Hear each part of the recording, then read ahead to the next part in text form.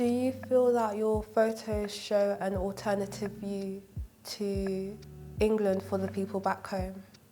No, I mean, by the time I reached here, the idea of wondering what life was like here had sort of disappeared because I was here experiencing it myself. As well as taking the photographs, I thought to myself that I didn't want to present a set of photographs which in future sort of could be looked at totally out of context. So I started collecting ephemera relating to our experience as well. So I have a pretty substantial archive of material reflecting our experience, and that includes household items, personal items. Why did you choose to focus on members of the local community when trying to tell a national story? We're like a pea pod, grown from the same tree, but we're, living in different spaces. So we share the same DNA, if you like. We share the same approach to life, what we ate, our food, our culture, our religion, and so on. Do you think it would have the same reception if it was a man and not a child in the photo? I think so. I mean, there was a little bit of an uproar when Linford Christie wrapped himself in the Union Jack, wasn't there? I think so. I think it's a relationship with the flag, the color of the person and their relationship with the flag. How do you come up with the composition, and how do you decide how to take photographs? On this one, I saw this young man riding, and I thought, wow. At the time, as is now, we were, the whole subject of identity and belonging was very much, a big topic. And perhaps more so then, there were some radical groups that says, you can't be British if you're black, you're African and so on.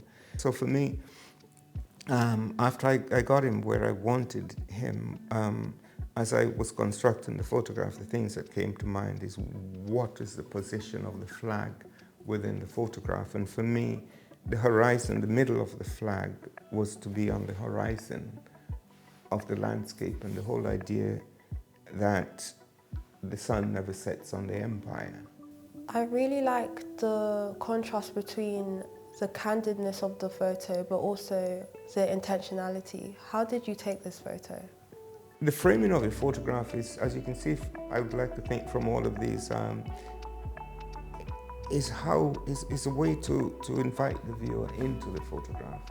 I think if you have a well-framed photograph, it's easy on the eye to enter, and you can then start examining the contents of the photograph. How do you feel about your work being placed in the University of Warwick? They're looked at and taken seriously by those who pass by them. I mean, because I do spend a bit of time thinking about the contents of the photographs and the importance of the people and what they represent.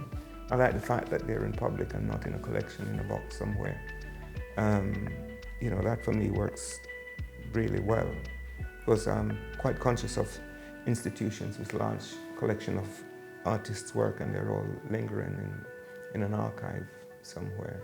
So to have these on the wall, I think is even better for me, for them to be informing people on a daily basis.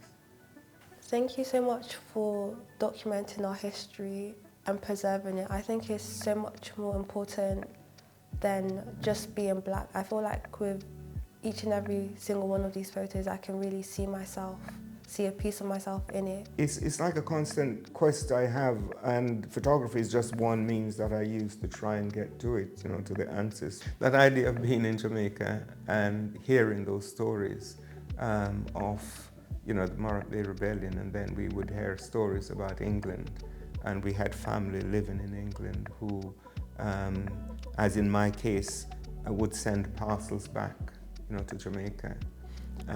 And it was in one of these such parcels that I had my camera. That was a link to England. I think for me that's where the whole quest for information, knowledge about about this experience, about our experience. I mean, as kids, we used to question, where is this place, England? Why are they there? Why is everyone that we know of? Why do we all want to be in England?